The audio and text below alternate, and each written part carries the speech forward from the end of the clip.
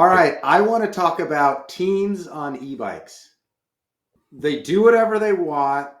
They're reckless. They can't be stopped.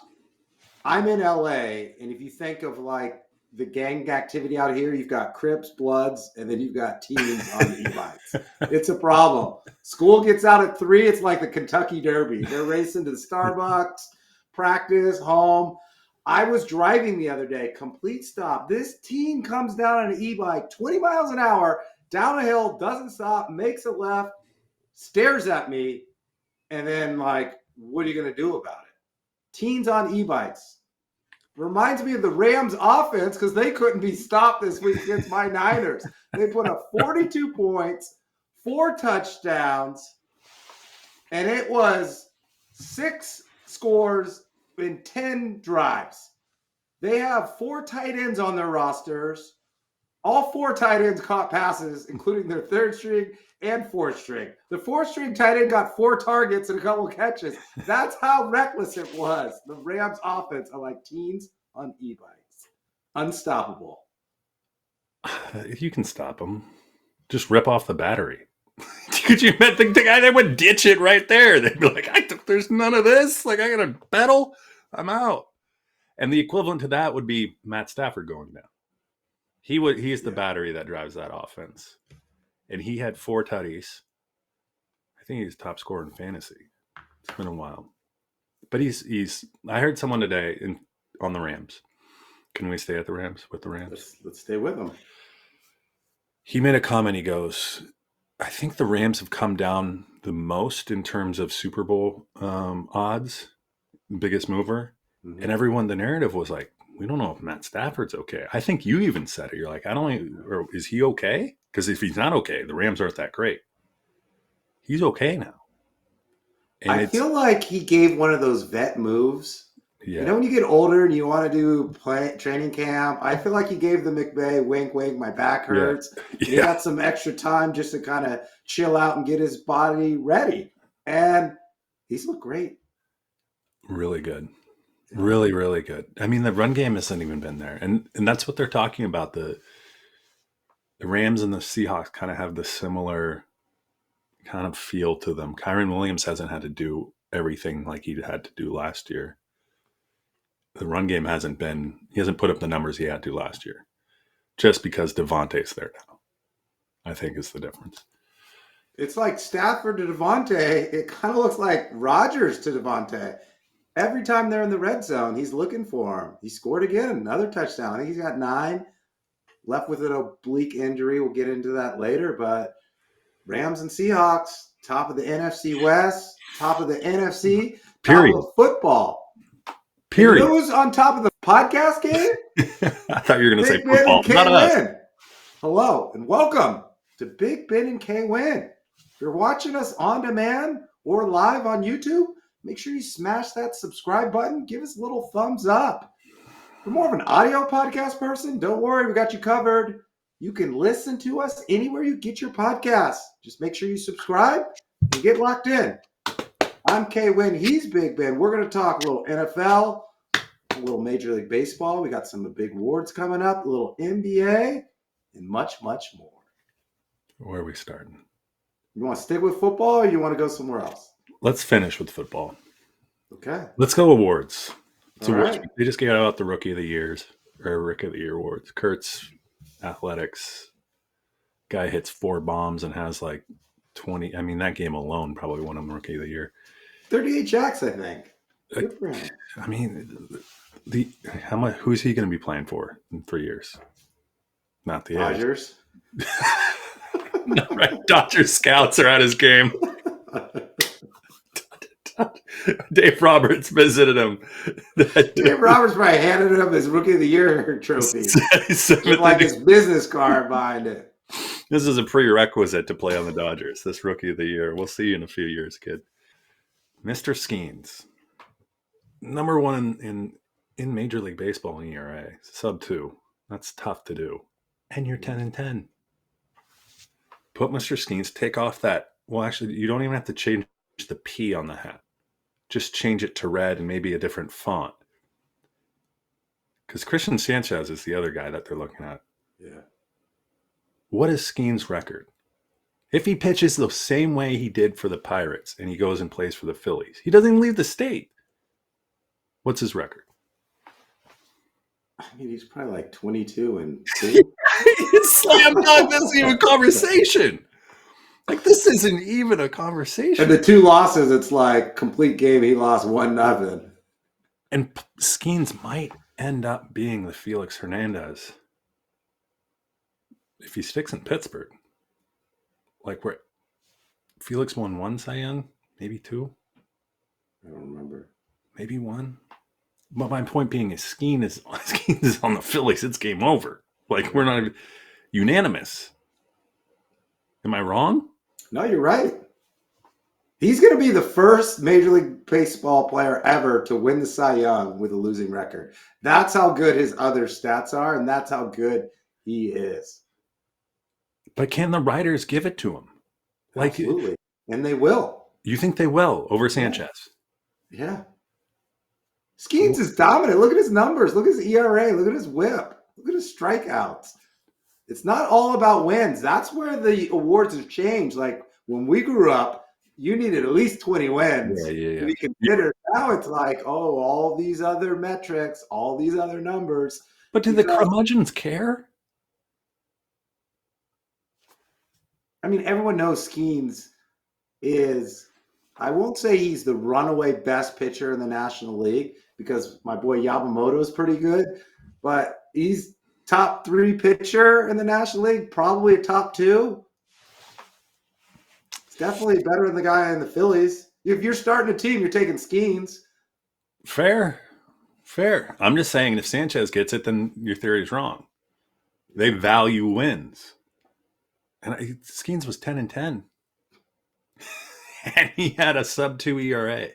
That's how bad. Like, the Pittsburgh Pirates should be ashamed if Paul Skeens isn't winning multiple Cy Youngs. That's all I'm saying. Best pitcher and worst. He actually got to 500. I thought he was a losing record. No, 10-10. Yeah, my data's better than yours. It's okay. 216 strikeouts, 9.48 WHIP. Yeah. Who do you give it to? Skeens running away? Let's move on. Skeens running away. AL, as a future Seattle U grad. Tarek Skubal. Game over. Yeah. Do you see this in Skubal too? The guy goes out with a purpose. Like, it is turned on. And it's not like, you've heard everyone say, like, first pitch strike. He's not first pitch strike. He's like, first pitch, curveball, strike, low and away, get him looking there. And then it seems like that. And that's to set up the next time he sees that hitter, and then the hitter after that and before that. He's thinking about all that stuff. Yeah, you as a hitter is looking and he's like, no, I got you. Watch this. He's a bulldog. And he's the only guy that I've seen. Skeens might have a little of that, but like just every outing is like that. Yeah. That's tough to do. He's going to be a free agent here soon, isn't he? I'm not sure if they locked him into a contract or not. They haven't. Should have. Come to the Mariners. Let's see. We'll give you NL MVP Shohei Ohtani. It's booked. I mean, you're going up a Schwarber and what? Soto? Yeah. Ohtani's he's going to have 4 MVPs in 5 years. Only Bonds has more, dude. You're not going to win. Like if you're say you're in the NL, say you're Soto, or probably Soto is probably the closest guy that's going to be. Do you move back leagues in order to win an MVP? Because you're not going to win one as Ohtani's around, right? You just don't focus on individual awards. You focus on the World Series. Soto's not. What do you mean? One might go back to the Yanks just to win a, and then again he'd be up against Judge. Ohtani's a runaway winner. Yeah, he's a lot. Let's get to the race everyone wants to hear about. The AL MVP. Who do you got, Big Ben? So here's my thought. This is not great. In the sense of people are going to look at Ohtani, right? Oh, he's runaway MVP, and look at what he's done. Judge like that, you draw some comparisons there. Obviously, Judge doesn't pitch, but power numbers and so forth. I don't know if I'd love to know the average age of baseball MVP voters, the writers or whatever. Because 62. no, like probably 73. You know, if you could, they're still doing it with those little. The I would pen. also want to know where they sit in the U.S. too, because Oh, they're absolutely, yeah. probably I know, on the that's the East same Coast. thing. Like Judge. In the purist, right? He hit 350. Like, you don't do that this day and age. He's such a great player. Blah blah blah blah blah blah blah blah. Blah. But then you also look at, like, I know you can't factor this in, but look at Cal would probably say, I want my playoff stats. I want what I did in the playoffs to be factored in. Judge did well in the playoffs too. But who went further? That's a team game. This is an individual award. Yeah, but the individual is a part of the team. Like, take Judge away. This is a hard one to play out. But I'll say the effect on the team by the individual leaving the team is far greater with Cal Raleigh leaving the team than it is Aaron Judge. Yes or no? It's hard to tell. No, it's not. It is not hard to tell. Your catcher doesn't hit 62 home runs. He just doesn't. They don't. 62 more than your Mickey outfielder doesn't hit 50 home runs and win a batting title. That's more likely to happen in the next decade than it is for Cal Raleigh, anyone else to do what Cal Raleigh. But you're just focused on home runs. Like, why don't you just give it to Schwarber then if it's all about home runs? No, I'm saying what I'm trying to say is that the intangibles of Raleigh, and this is where I expect the purists will say batting average, Judges, blah blah blah blah blah blah blah blah blah. Other voters will go without Cal Raleigh's game skills, everything he does in the defensive end. You put someone in right field when they're not a very good fielder.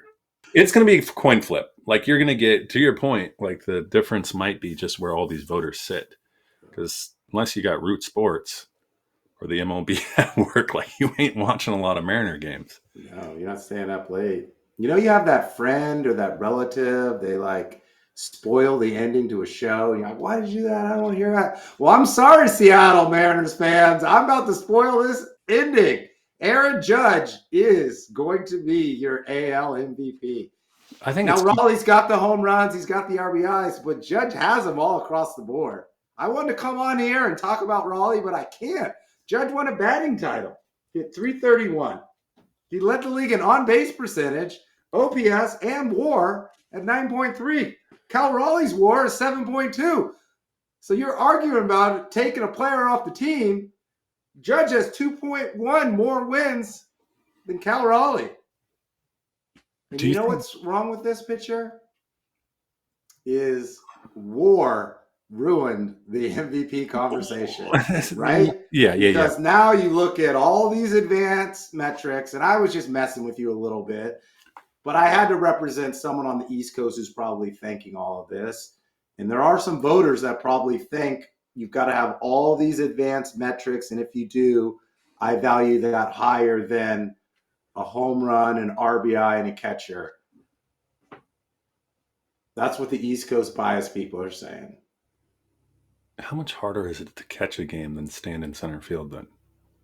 I would say it's harder to hit in the Pacific Northwest. Yeah, exactly. Like it's like the marine layer, a ballpark that doesn't travel well. Look at the makeup of the individual too. Judge is huge. Like, just, he's a huge. Cal looks like he could be replacing your plumbing tomorrow. Like, he's just an indiscreet. I would say this: he's the working man's MVP. Yeah, he's the West Coast man's MVP. Judge is your martini MVP. Like, he's your. I hit 333. Blah blah blah. My WAR is higher. And stood in the outfield. Had 2 assists. What Raleigh does have going for him. I do agree. I think it's a coin flip. I think you could argue it either way. But I think what Raleigh has going for him is hopefully there's a little Judge fatigue. Remember when LeBron kept winning MVPs in Jordan, and the voters are like, nah, we go in a different route. Like, there could be hopefully some East Coast voters that shift to Raleigh. It'll be interesting. I think it comes out Thursday.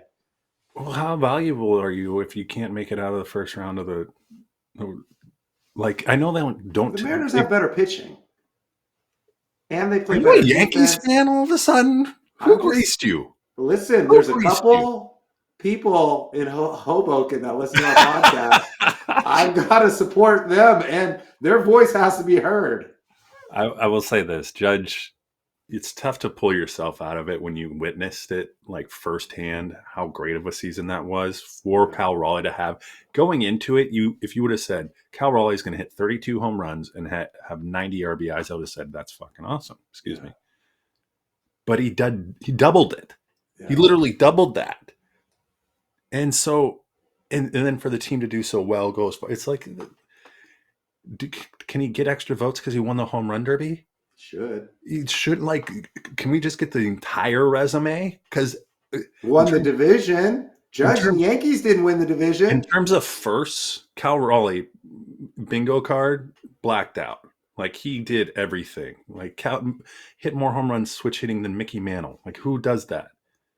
I'd love to see Aaron Judge try to hit a home run left-handed. Let's have him. Let's put him to the test. Like, it's Johnny Bench's record too. Single season for a catcher. I'll state it this way: Cal Raleigh could do what Aaron Judge does. Aaron Judge can't do what Cal Raleigh did. Home run wise and RBI wise, Judge is a better overall hitter. Just because he brings the knob of the bat through the he's got launch angle. Do you like your Lakers right now? 8-3, absolutely. Top 4 in the West. Luka's playing at an MVP level. I did some stats. Actually, intern gave me some stats. This year so far, not counting tonight's game because they beat up on Charlotte. I didn't have time to reproduce the stats. He's averaging 37 points, 10 rebounds, 9.5 assists, shooting 49% from the field. He's leading the league in scoring. His career averages are all up. His career average for points is 33. Rebounds, it's 9.2. Assists, it's down a little, 9.8. Field goals is 4.6. And he's doing this all without LeBron. He's doing this with all the scrutiny about the weight. He's putting up these big MVP numbers. And my Lakers look good. So, Big Ben, what's going to happen when LeBron comes back in a couple of weeks? What's going to happen? If I'm LeBron, I sit on the bench and act like I'm hurt, like I'm Max Stafford. Tell the coach, hey, I'm until Luka. I don't know. There needs to be a compelling event for him to come back, I think. Who? LeBron. Yes. This is his last year with the Lakers. That's not compelling enough? Well, maybe. He wants to win a title. Agreed. If he wants to win a title, maybe he should sit on the bench if they're 8-3. Like, do you really think the Lakers are better with LeBron not playing?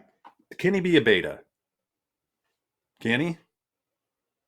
No. Exactly. So if your alpha is Luka and you're 8-3 and he's playing unbelievably well, why bring him back? Why? Because they're playing Marcus Smart and Jake LaRavia in his spot. Are you telling me in the playoffs when they're playing Denver, we're not talking Minnesota, playoffs, or Houston, you would rather have LeBron not play? And we're talking the first 11 games, as you just said. I am saying there needs to be a compelling event for LeBron to re-enter the picture because you don't bring him back. Because what's going to happen? Only bad things. It's not like what? He'll get hurt again. That or you're not going to sustain. Are you going to be an 8-3 team over the course of what? 82 games, so that puts you at, I don't know, 62, 63, 64 wins, somewhere in there. But let me play devil's advocate here. LeBron will come back when he's ready because he's the general manager, the owner, and the coach of the team. So he will come back when he's ready. Luka's having a great year, MVP year. But what concerns me is if you look at these players that have this much usage and this much ball dominance throughout the year, they break down and they get tired in the playoffs. It's James Harden 101. It's Luka for every year except that one year he went to the finals. I think LeBron gives Luka an opportunity to do a little less and to play a little less and maybe to skip a back-to-back so that he's absolutely fresh come playoff time. Because Luka, yes, he can play like this all year, but I don't think it gives him the best chance to win a title if he's being used playing these heavy minutes like he is right now.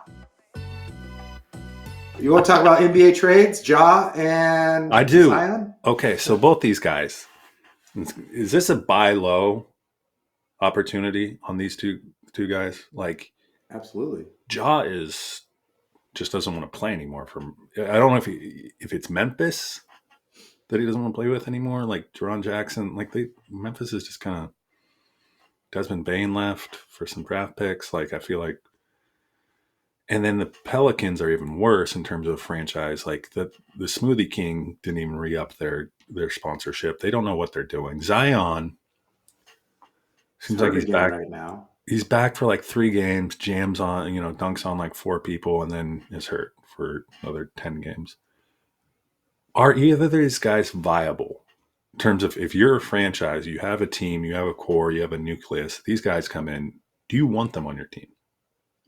You do if you're in the right situation and you're in the right market. I thought about this long and hard. You don't want either one of these players to go to a place where they could potentially interfere with the chemistry or the culture of something that's good and positive going on.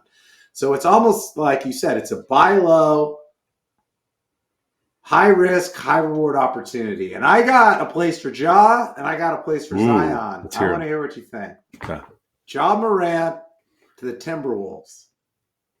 Right now they're starting DiVincenzo. You can bring him off the bench. Maybe you trade Conley back to Memphis, get rid of Conley's contract. You get Ja playing there with Ant and Randall. I think he'd be motivated to play with Ant and have an opportunity to win and to get after it. It's a good ownership group too.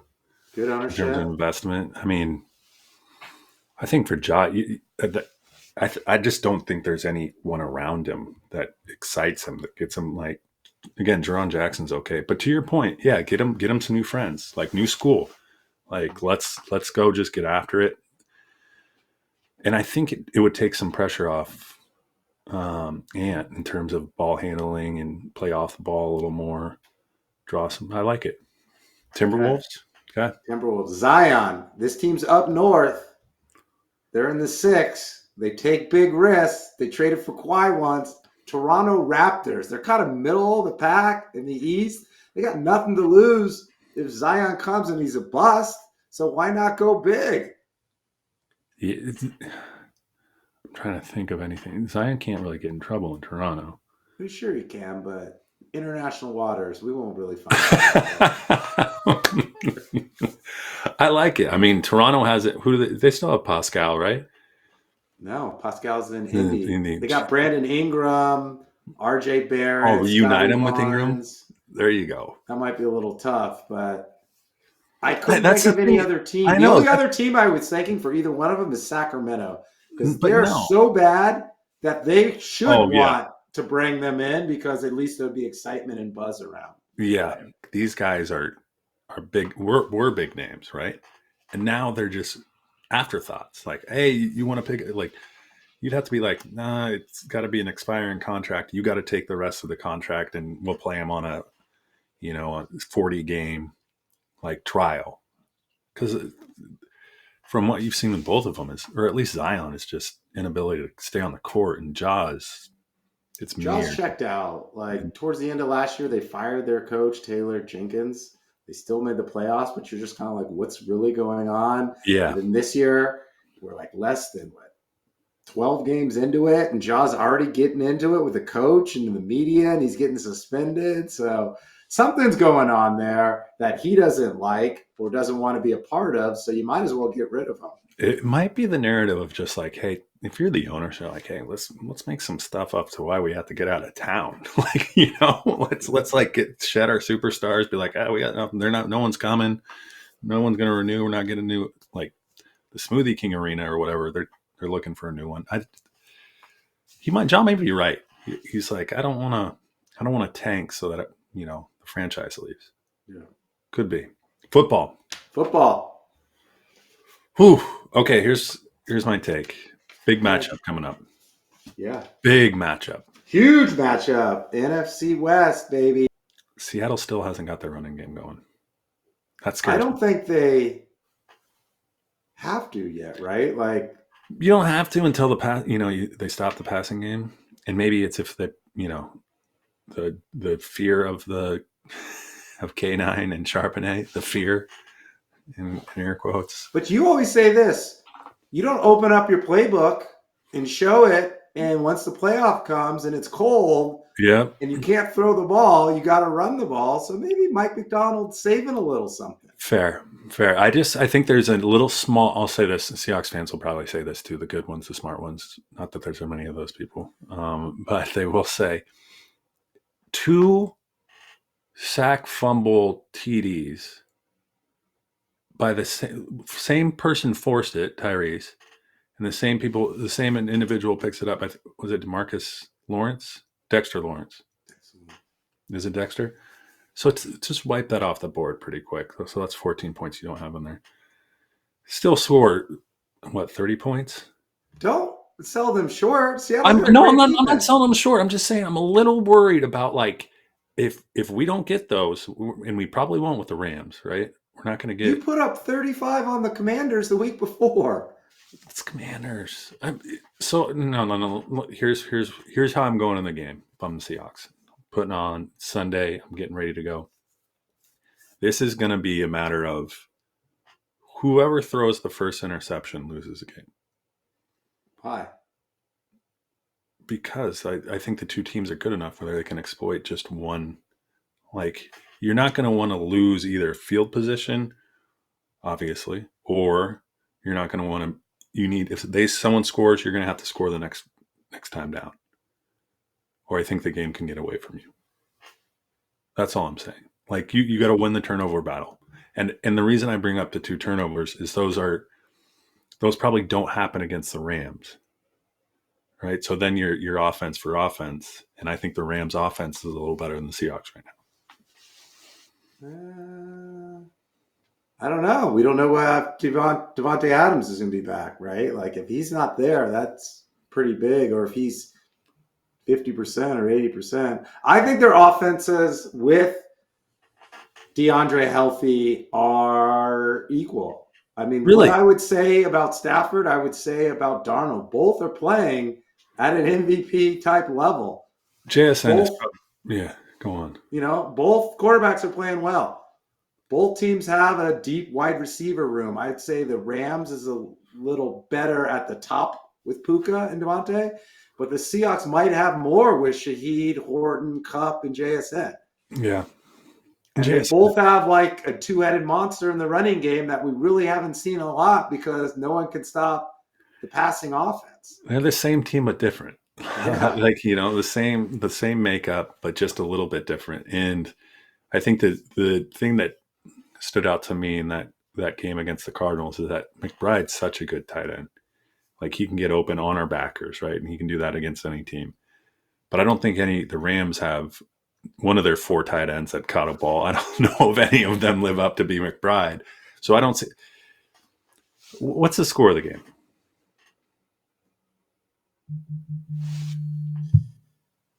28-24.